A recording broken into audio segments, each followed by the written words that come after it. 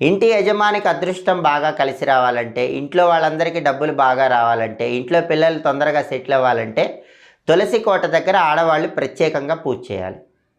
ప్రతిరోజు తులసి కోట దగ్గర దీపం పెడితే చాలా మంచిది. కుదరకపోతే ప్రతి శుక్రవారం అయినా తులసి కోట దగ్గర దీపం పెట్టాలి.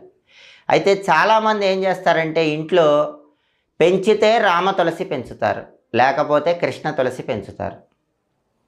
అలా కాకుండా 2 రకాలైనటువంటి తులసులు ఇంట్లో పెంచితే చాలా మంచిది.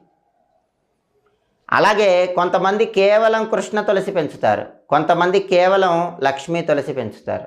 అలా కాకుండా 2 రకాలైనటువంటి తులసి ఇంట్లో పెంచితే చాలా మంచిది.